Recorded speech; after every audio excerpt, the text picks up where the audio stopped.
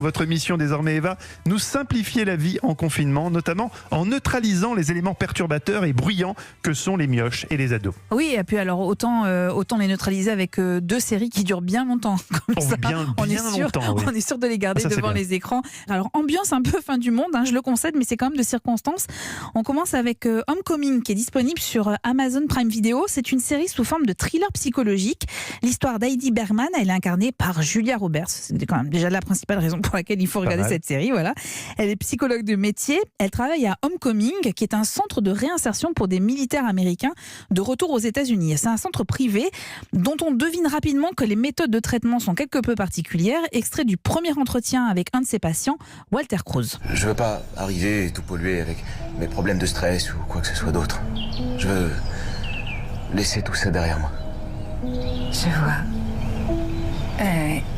Et vous confirmez que vous participez à ce programme de réinsertion pour les soldats de votre plein gré sans aucune contrainte? J'ai besoin que vous verbalisiez la chose, s'il vous plaît. Non, oui, je confirme. Alors, ce qui est étonnant, c'est que 4 ans après cette scène, Heidi Bergman est serveuse dans un restaurant un peu paumé et elle ne se souvient absolument pas de son précédent boulot.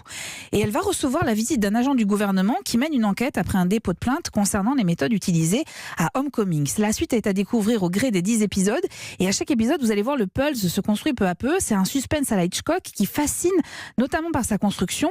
Il y a des sauts dans le temps qui donnent lieu en fait à une réalisation particulière. Par exemple, les plans qui illustrent le passé sont un peu plus serrés que ceux qui se passe en temps réel. Ça accompagne un peu la sensation d'enfermement qui se dégage de ce centre et l'enfermement psychologique que subissent Heidi et les militaires. Homecoming était initialement un podcast radio et c'est devenu une série portée magistralement par Julia Roberts et qui est à découvrir sur Amazon Prime Video. Je vous la recommande. Il y a 10 épisodes, ça va assez vite. Ouais. Quelle est l'autre série, Eva, que vous nous conseillez Alors, je sais que c'est une série que vous avez adorée, Mathieu, et je partage votre avis. C'est une série française de Canal+. L'effondrement, vous êtes d'accord? Oh là là, là c'est vraiment le pire truc à regarder en ce moment. Et oui, parce qu'au regard de la période de crise qu'on vit, la série va prendre une dimension totalement inattendue. Alors je vous raconte l'effondrement, c'est 8 épisodes de 20 minutes, étonnant sur la forme et sur le fond. L'histoire, il n'y en a pas vraiment, ou presque. On est en France, la civilisation s'effondre. Comment? On ne le sait pas vraiment. Le premier épisode se déroule dans un supermarché 3 jours après ce fameux effondrement. Une jeune femme tente de convaincre son petit ami qui est caissier de partir avec elle. Mais c'est n'importe quoi tout ça, Julia, putain. C'est n'importe quoi, putain, tout ça. Il y en a déjà eu des crises, On peut se mettre à flipper maintenant. Ça va s'arranger? Non? Reste avec moi à Paris, s'il te plaît. Putain, mais comment tu fais exprès? Mon pote Thomas qui travaille à Rungis dit que ça fait 2 jours qu'ils n'ont pas été ravitaillés. Dans moins de 48 heures, il n'y aura plus rien à bouffer en ville. Je sais pas, ouvre les yeux, tu vois bien que les rayons sont vides, là. Ça fait combien de temps que vous n'avez pas été livrés? Et oui, des rayons qui se vident, des gens qui réclament de la nourriture, on sent que tout se délite. Alors toute ressemblance avec une situation vécue ces derniers jours serait totalement fortuite. La série date de l'automne dernier. Et puis vous allez le voir, les jours passent et la situation va s'aggraver. On franchit un pas de plus vers l'horreur, alors au sens psychologique du terme.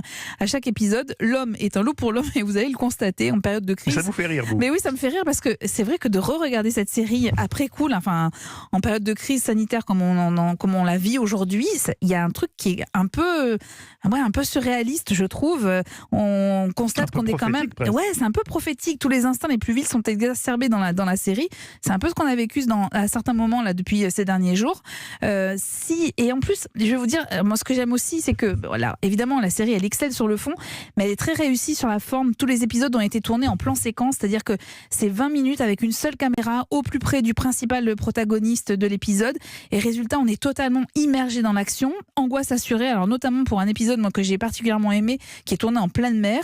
Tout ça avec d'excellents comédiens. L'originalité de la forme et l'intelligence du propos devraient vous convaincre. L'effondrement, c'est sur mycanal.fr. Vous êtes d'accord, il faut la regarder, cette série, même aujourd'hui. Il y a l'excellent, notamment pour l'épisode que vous avez cité en pleine mer. Et il y a aussi Thibaut de Montalembert, exactement. Un riche qui a une astuce pour s'en sortir quelque part.